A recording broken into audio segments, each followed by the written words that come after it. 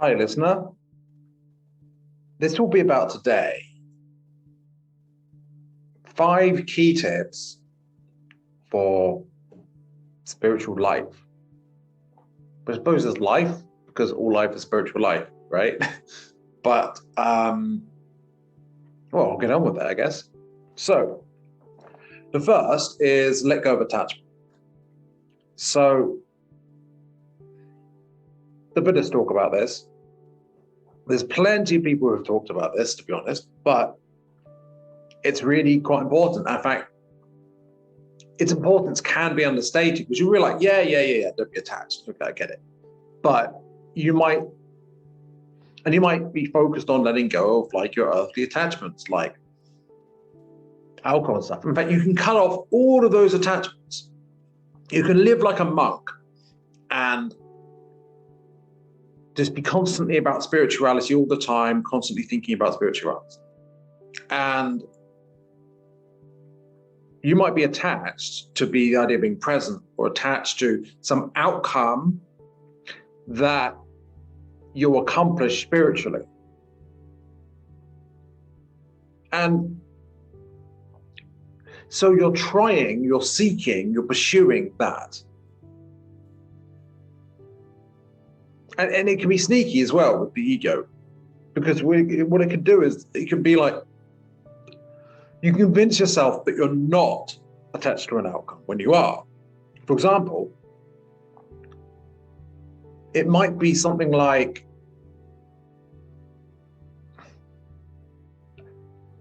you might see presence as the outcome of inner work, and see that inner work as not a journey, but an unraveling of the negativity, the barriers that you create for yourself, and the negative self-beliefs that you have, and the illusion that you're under, and trying to take away the illusion, break it down. But it'll be gradually picking away at that illusion. You might get some kind of headway, whatever that means, but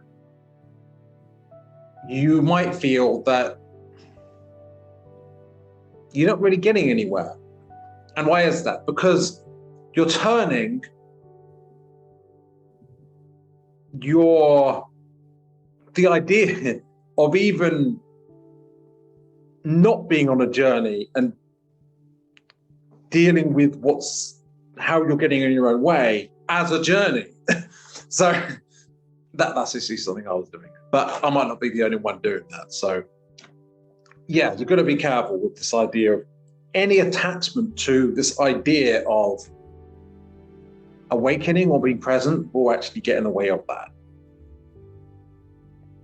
But well, what if you're suffering in life, right? What if there's difficulty and you just feel like, well, if I was present, I wouldn't care about these things. But you're not present because you care about those things. If you're trying to get present so you'll get relief from it, it's all well and good, but that's why you're not present. So when you can live with the suffering, or live with the pain mentally or physically, and accept it to the point where you're okay with living with it, then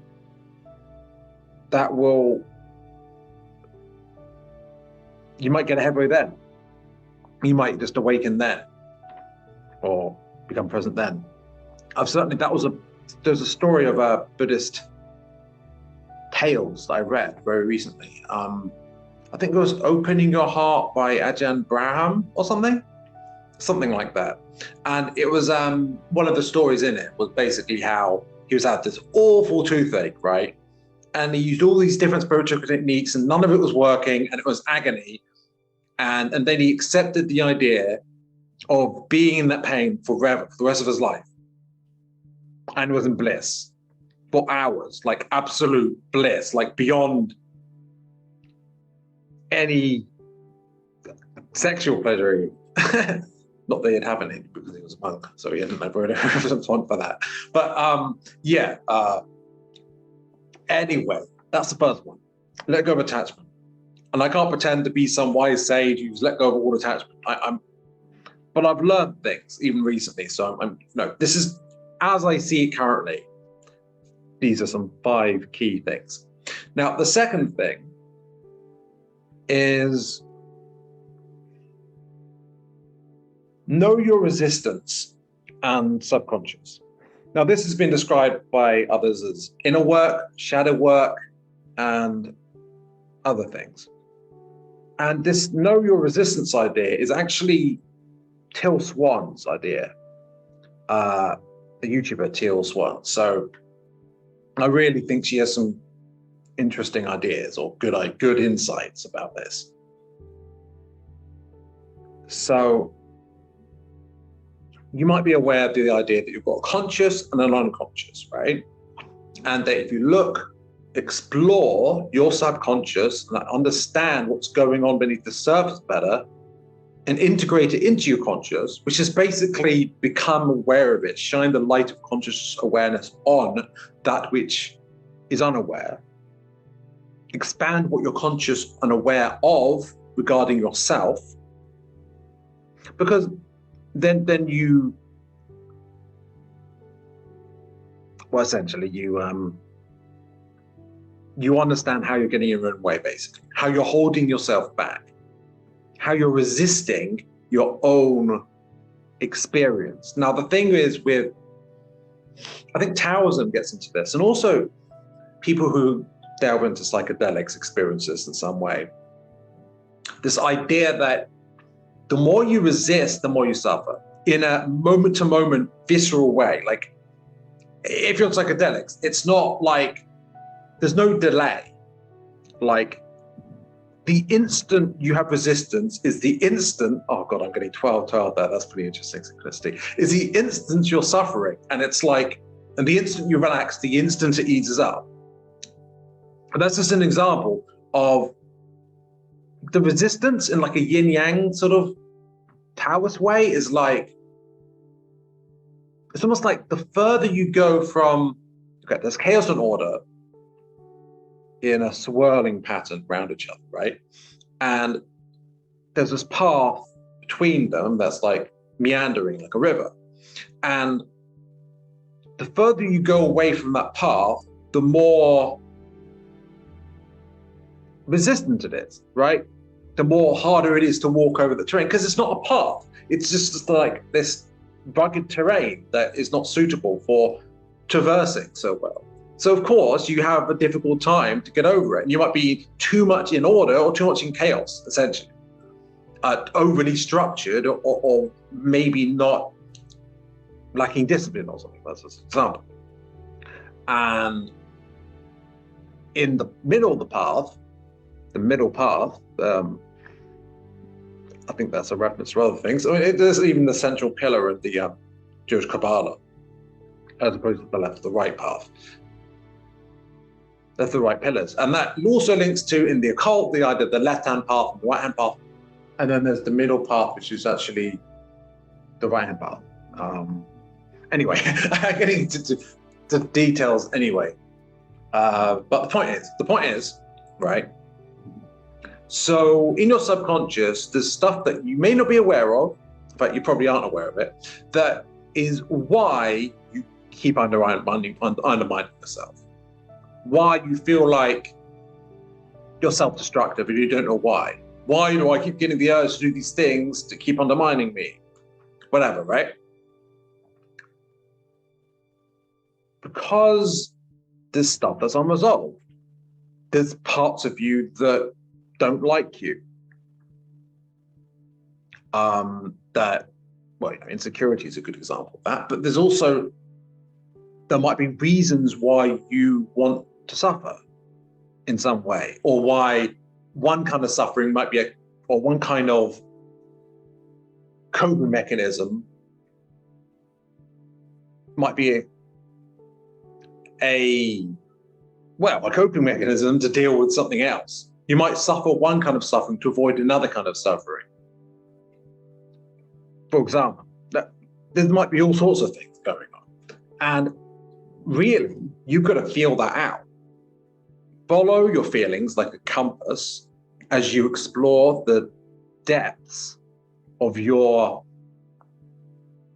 psyche, your unconscious, your shadow, all the same thing. Because imagine it's like, okay, in tarot, the water, whether it's a river or the sea, it tends to symbolize the unconscious, or at least beneath the surface, it's the unconscious, right? And it's the same in Norse runes. There's a rune called Laguz. I think I'm not pronouncing it wrong, but it basically means lagoon, or like a body of water, basically. It could be a lagoon. Lagoon is not the right word. That's what I was thinking. Laguz, like a body of water, whether it's like an ocean or a lake or something. But what it really means is the depths of your psyche and exploring that.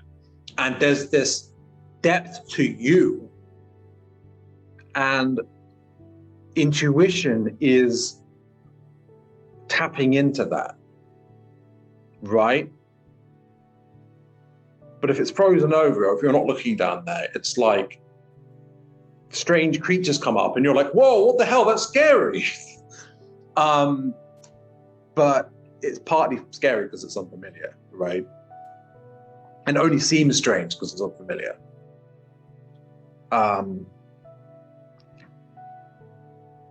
Or it might be, really symbolically, it might be mutated by, it might be your inner child might take a form that looks monstrous because it's wounded. You know, that's just an example. So, yeah, like dive into that, and your feelings are like a compass, because as for what your coping mechanisms are, your negative beliefs, what negative thoughts you have, or anything else beneath the surface that is causing resistance, right? Or causing you to, and your resistance internally will bring about actions that seem to be counter to what you want. Because maybe you want to do a certain thing, like you want to get some work done, right? But you also don't want to do it at the same time. Like part of you wants to do it, part of you, because they're like, oh, I really got to do it. I don't really want to, you know, if I fail this exam, it's really bad, right? Or how I won't get this degree, and then I won't be able to get a job, whatever, right? And so you're like, all right, I've got to do this work, right? And so you really want it, but you also really don't, because you actually find it boring as hell, and it doesn't enliven your spirit at all, and you'd much rather be doing something else. And your mind keeps going to things like, oh, there was a TV show, I want to watch that. I wonder what the next episode's about. That'll be interesting. And like, my friend said this about me the other day. I'm like, I wonder if they mean really that's something else. Like, oh yeah. And like, there's all these things that like, I was like, oh wow, yeah, I'd really be interested, like, what's in the news? I'll check the news. I don't know, like there's or anything. It could be like, I'll do some washing up, you know, whatever, right? That is really because there's stuff going on beneath the surface that's causing resistance. And yeah, why not explore that? As for, on more than that matter, there's journaling. Journaling is a great way to assist you with exploring your subconscious and your resistance. A very notable example of this is actually Carl Jung's Red Book. Now, Carl Jung was a psychologist, a depth psychologist, or whatever. He was a psychologist, a well-known psychologist, about as well-known as Freud, to be honest. Just as influential, if not more so, is actually Freud. He was actually a student of Freud's, actually, but Freud fell out with him because he went in a different direction. But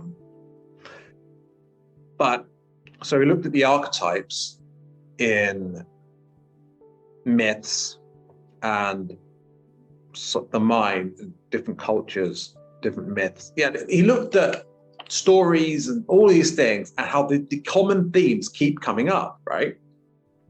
And okay, I could digress about Jung, to be honest. But really, what he even explored this idea of doing shadow work and stuff, and like understanding what's going on with your surface in your own mind. But one of the ways he did this is that he did something called active imagination, where he, consciously, proactively, or actively imagined things. And as he was imagining things slipped in, or what ended up, because it's kind of an intuitive practice, just imagining things, right? And you don't always know what you're going to get when you imagine stuff. Because it's like you get this, when the ball's rolling, it's just like you have these aha things, and this comes in and that comes in, and you go, oh yeah. So, okay, so you're doing active imagination. It's a bit like a dream, but it's conscious, but it's not a trance either. You're just imagining stuff, right? Proactively. And you write down you write down what you experience, and then you look at it with symbolism. And you will be surprised how much symbolism there is in what you imagine. And then I guess you kind of analyze the symbolism of your own imagination. And it's very similar to dream diaries, which I think he probably did that as well. You could have a journal where you do combination of writing down your dreams, and I should really do that, to be honest. And also, just writing down the results of your active imagination, or anything else any thoughts that come to mind, any feelings. Okay, so another thing is obviously exploring your feelings, sitting with your feelings, because there's any situation, feelings come up, and you're like, you get this temptation to do something about that so you feel better. Like, I don't feel this, I'm feeling a bit not as awake as I'd like to. Oh, I'll have some coffee.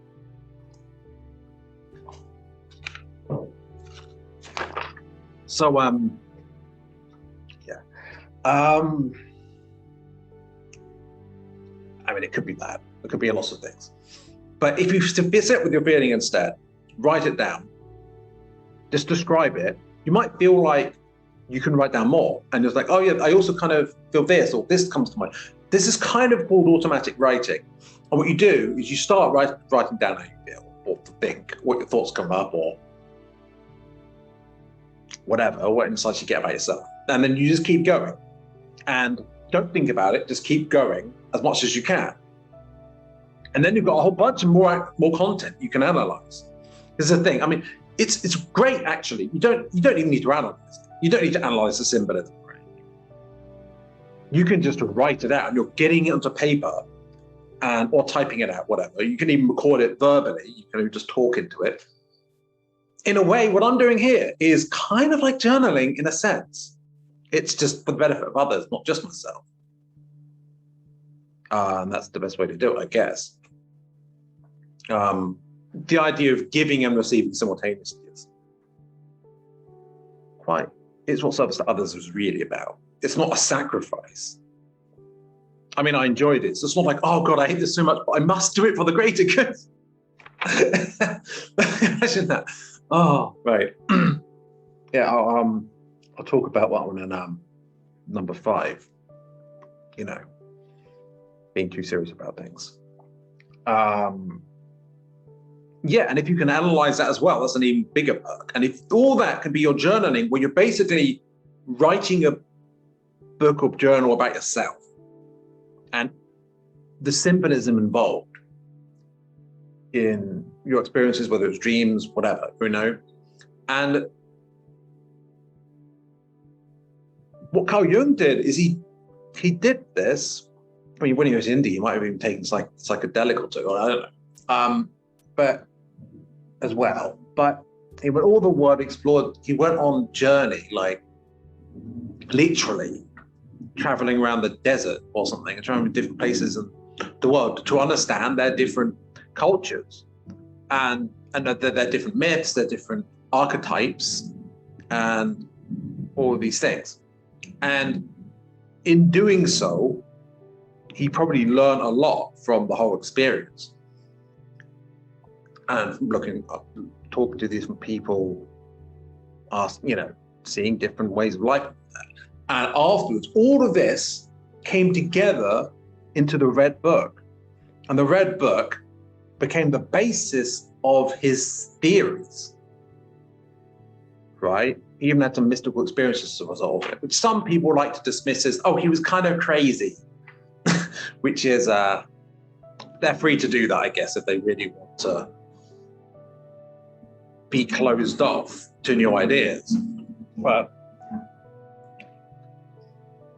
okay, so 4, I'm definitely going on longer than I planned, but that's just like me, isn't it? 4 is meditation. So you don't have to force yourself to do it necessarily. There's this kind of balance where you want to get you might want to develop a good habit. You don't want to force yourself. You might want to take small steps to doing something a little bit more. But you don't want to just be like, nah, I'm not going to bother.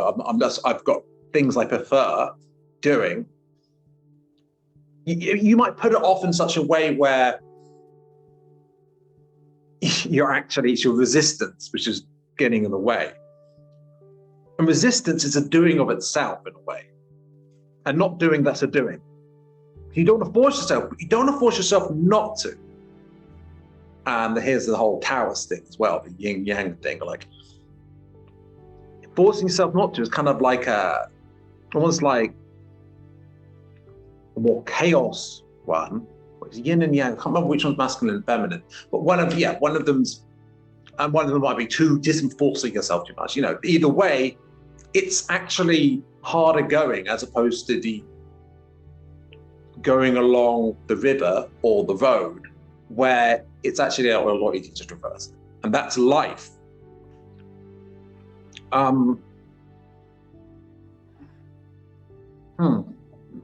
Actually, I had a bad trip once, out of my 2 that I've actually had. And what happened is, when I was trying too hard to take steps to alleviate my fear, it actually made it worse. And when I was kind of trying to ignore it too much and brush it on the carpet too much, it also made it worse. And there was this sense of balance that I found. And symbolically, it felt kind of green. There was a sort of link, almost synesthesia sort of link between color and emotion in that experience. It was quite interesting. Tangent, I know, but yeah.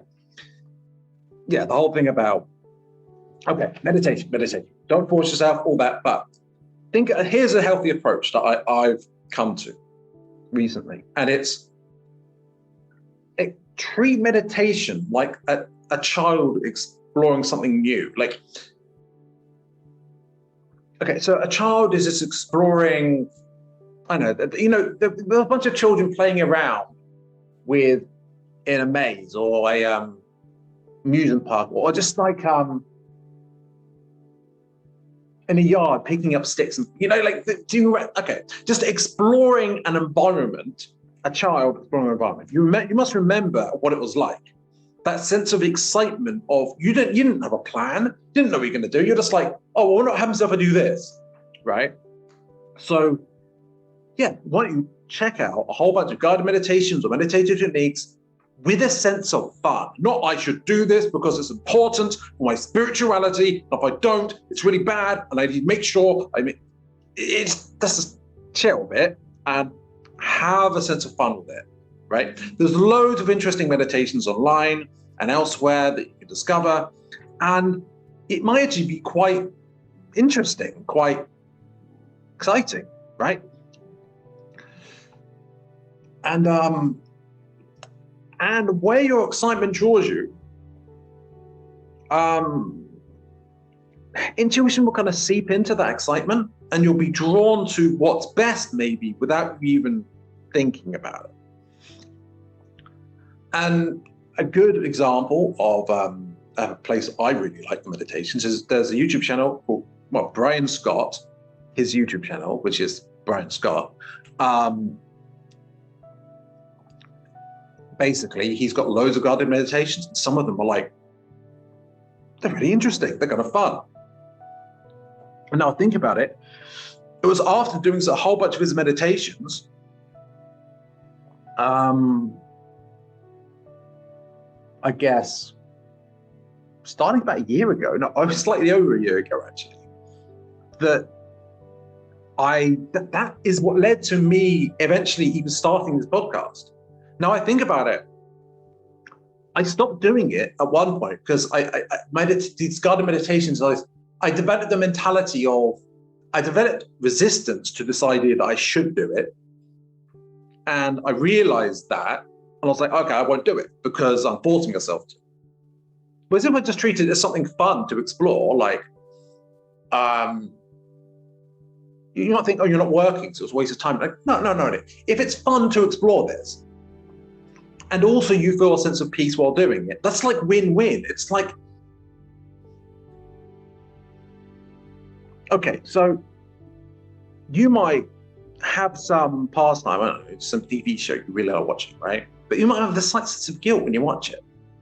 And yeah, you needn't feel that guilt, but nevertheless, you might feel a slight sense of guilt or something when you do it. You feel like you're not working, whatever, right? But you might get a feeling a bit like that if you explore with a sense of excitement these guided meditations. And at the same time, you won't feel that guilt because you actually feel like it's for your health at the same time.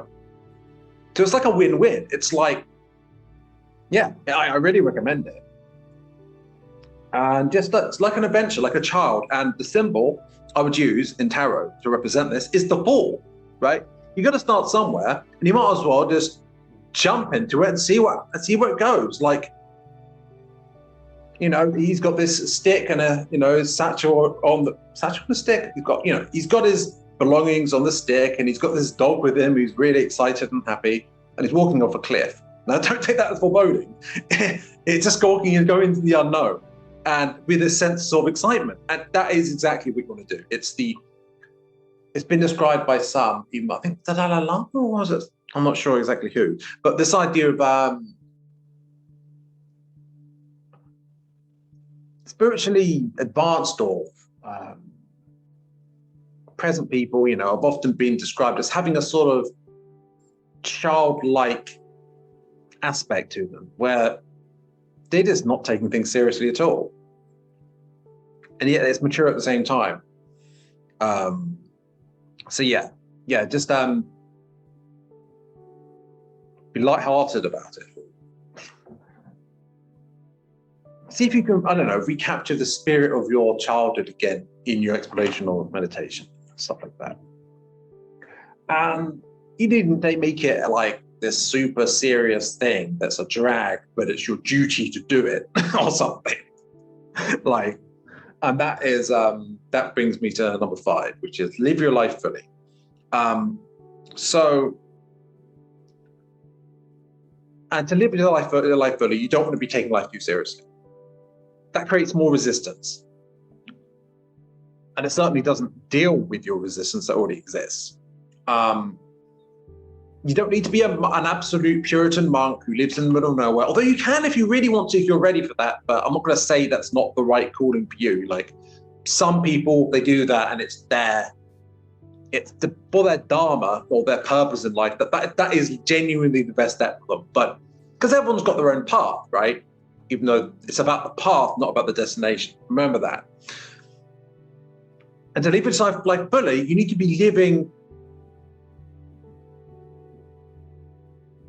for the living, not for anything other than that. If you're living for something other than your experience of living in the now, you're kind of undead in the sense of like, you're kind of numbing yourself, deadening yourself to the experience of living. And living is actually, you are really astral in spiritual and a spirit in nature, in a sense. this body isn't really you, although it's kind of like your clothing, I suppose, or whatever. It might be an expression of you in some sense, this incarnation. But basically, yeah, you're an eternal spirit. You never really die, but life in terms of incarnation is also an illusion. So maybe everything is undead eternally. And that's the true nature of things, maybe. That's a sort of twist on the usual idea of it. Live life fully by being undead. Yeah, you quote me sort of saying that, yeah.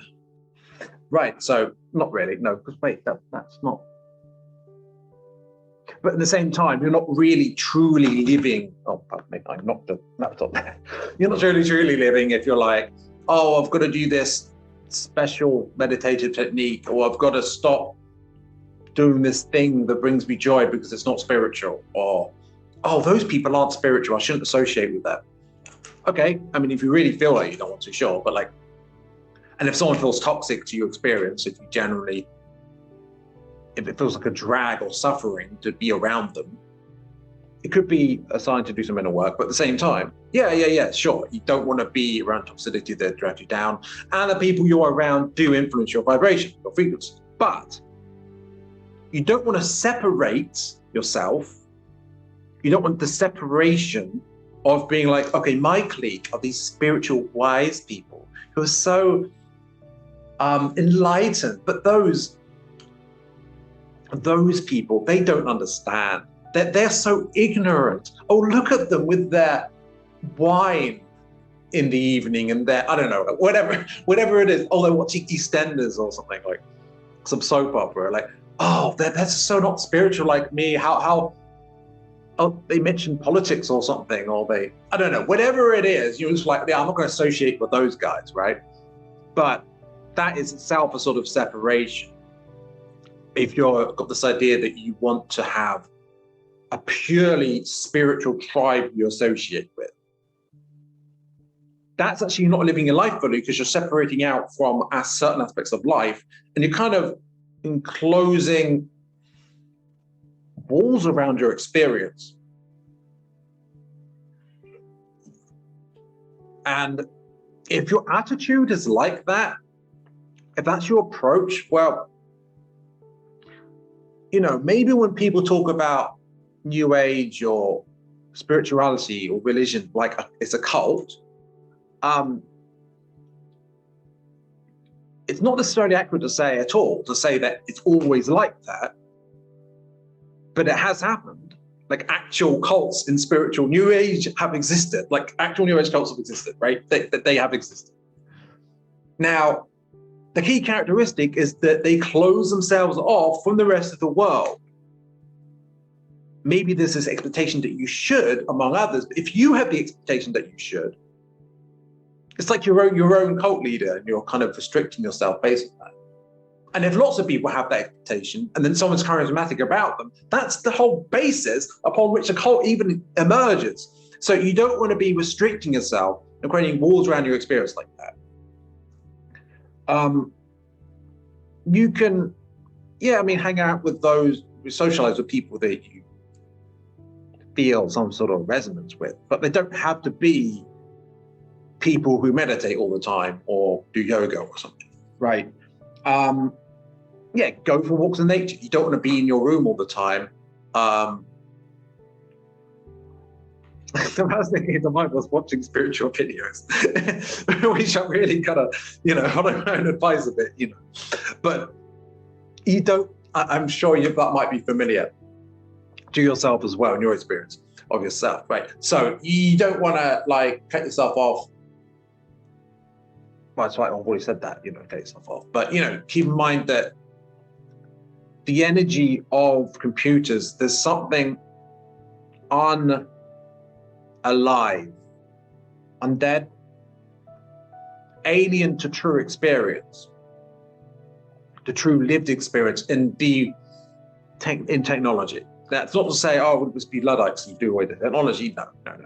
But technology is we choose how we interact with such things, and they can aid us or drag us back. And it's up to us as to what our interaction with reality is. Is it an alive one or a dead one? Because unless you count them as alive in a first density sort of sense, in a Shinto kind of sense, or even objects have spirits to them, I suppose that's true, it's true. But they're not really alive in the same sense as, like, I don't know. Maybe I'm wrong. Maybe they are just as alive as us. I mean, the whole thing is like, just like if you're on a trip or something, like everything's got eyes and it's like, hello, I'm the chair spirit. I'm always watching you. Yeah, your computer chair right now, maybe it's like aware of you and the whole thing. Okay, but maybe that's just like don't rush yourself when it comes to this sort of thing. Take it one step at a time, because otherwise it might be overwhelming, the spirituality. So anyway, walk in nature, interact with animals. I mean, if you've got a pet, I mean, take the time to really appreciate them and don't just take them for granted. I mean, you're fortunate to have a pet if you have a pet. Those, your family. Now, I mean, there might be, I'm not going to speak, that obviously you might have toxicity in a family, and if someone's truly toxic for you, I would not suggest hang out with them more. But what I will say is, as a general rule of thumb, to take with a pinch of salt, take the time to appreciate and be grateful and spend valuable time with your close ones, right? And it seems obvious, but it's easy not to do that. Especially if you're so fixated on these spiritual goals or whatever goals you have. You can lose sight of what's really important in them now. Yeah, and like, have something that you do that you enjoy, some sort of hobby that you enjoy, and you know, that is really, ideally, something that brings joy to others as it brings joy to you. I mean, having great time with friends is kind of that's a giving, you're giving to others as well as receiving, right? So, but it could be charity work. It could be your interactions with people in the office. Now, there's two ways of dealing with work in the office. One might be, oh my God, such a shit job. Oh my God, I just gotta get out the way so I can finally go home, or whatever, you know, just like negative attitude about it. Another might be, how can you liven up the experience of yourself and others around you in your work experience? That's another approach. Now, I get that might seem intimidating or hard, because I totally get that, because the idea of a regular 9-to-5 office job doing, I don't know, accounting or something, for me, that sounds kind of hellish. Maybe if I was present, maybe it wouldn't, and I'd be able to do that fine. But the resistance in me is probably why it would be suffering. It'd even be, I suppose. But I'm aware that I haven't fully, it's not like I've mastered all my own advice. Anyway, so there's one more important thing. Don't take the idea of ascension too seriously. That's not to say give up on the idea or to abandon the idea that it's real or anything like that. Not to say not abandoning the idea of being present. I mean, for example, letting go of attachments to, say, alcohol or, well, anything, you know, like your possessions, letting go of attachment to that, well, living your life fully doesn't mean, okay, not letting go of the attachment of towards being present or awakening or ascension doesn't mean also letting go, let's try again. Letting go of attachment to ascension or presence on spirituality, ascension, whatever, letting go of attachment to that doesn't mean embracing attachment to all the stuff that you let go of. Like, not being attached to all those things aids you, and letting go of attachment to something, to the spiritual ascension, that doesn't require diving into addiction and stuff and the possessions and a completely materialistic life. It's not a binary choice, right? You don't need to go full on nihilism or full on taking spirituality seriously all the time. Like, there's an in between. And what I've heard said is that, what I've heard is this idea that the last stage before you actually ascend, so to speak, or go to a presence, or your heart opens, or whatever, however you put it, the last stage is when you let go of the idea of ever ascending. And I have to admit, I'm not even sure if I'm at that point yet. But I have the awareness that it is maybe the next step, or certainly a key step. And live your life fully now. That's what being here is all about. You're not here for the destination of ascension, really. You're here for the experience of being here. And that aids you in your growth spiritually, sure. But ultimately, what is your spirit? Okay. What is your spiritual experience? What is your spiritual growth? It's your eternal conscious life as a spirit,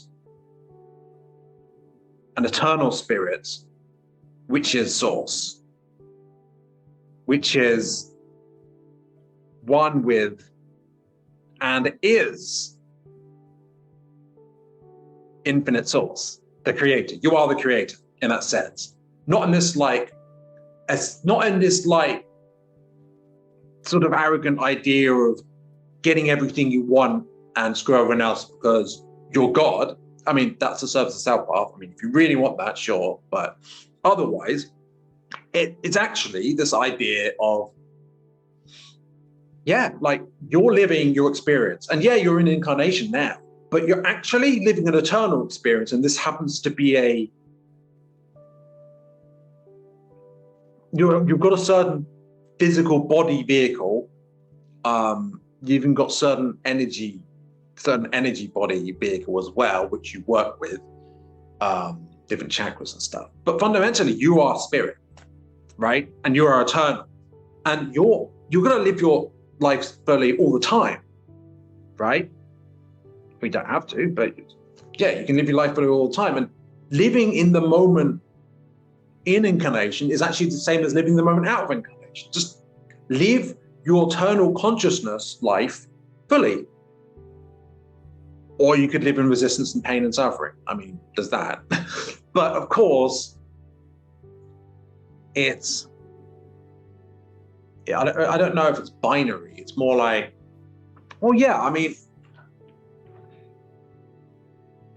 if you're in rugged terrain of resistance and pain and suffering, getting back to the path, the actual path of the way, right? It might, who knows, maybe there's a way to just do it like that. And you're there. Great, fantastic. But you might find that that's not happening. Why is that not happening? If you set the intention to be present completely all the time, hearts open, right, let's go, let's be present. Yeah, let's go. But it's not happening. Well, you've got resistance, right? Part of you doesn't want to. Part of you is in some sort of mental bondage to yourself, to something else, to someone else, whatever. The devil card in tarot is a very good symbol for this. And you do this to yourself. Free will, right? Even if someone tricks you to do it, you still do it, right? So basically, you have absolute freedom you have so much freedom that you have the freedom to be a slave, right? Even if you don't realize you're choosing that on some level.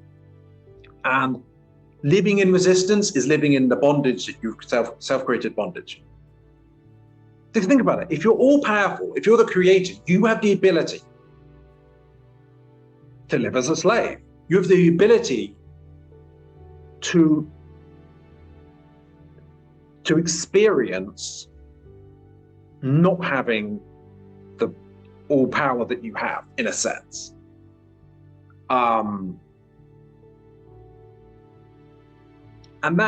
that's fine. It's all part of existence. And it's okay if you're not present. And if you try to be present and it doesn't happen. I know the pain. I do.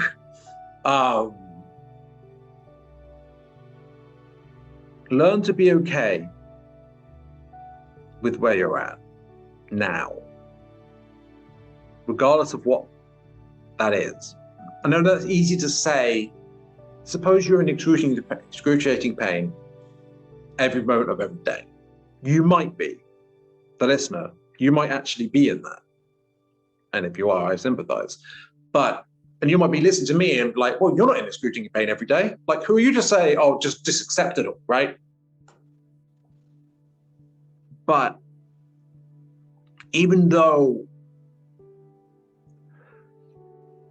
the idea of me even living up to it feels intimidating because I've got probably more inner work to do, I do know that, well, with that story of the guy of the awful, excruciating toothache that was just agony, and he was in the middle of the jungle, so he couldn't really get medical help about it, in a monastery, right? So he gave up on, no, he didn't give up. No, that's the wrong phrase. He accepted the idea of being in that pain. He accepted the idea fully. Absolutely. Not just like, oh, I accept it. No, like truly there being there the rest of his life, just in that pain, truly accepted it. And this is experiential, it's not intellectual, right? And it's the sort of thing you don't know what the true acceptance of it is until you are truly accepting it. And I don't know it, I haven't experienced it, but I've read about it. Trust me, I read about it in a book. It's true, right? But yeah, he was in bliss afterwards. And that's what it's actually about.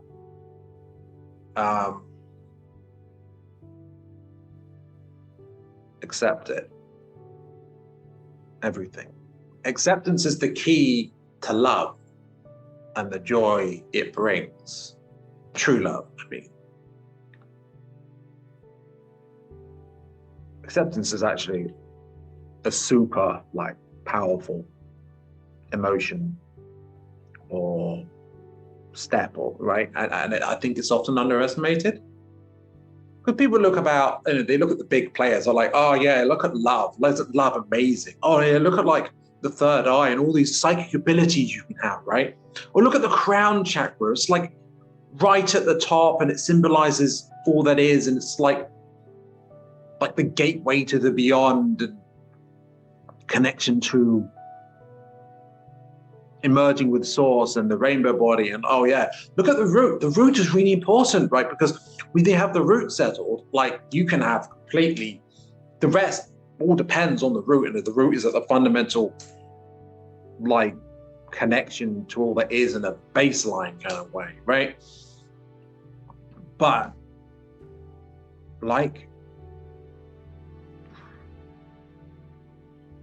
there's lots of things in spirituality in your life that you can view as important, but acceptance is often that goes on the radar. So,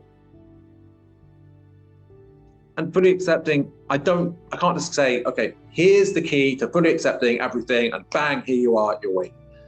Feel it out.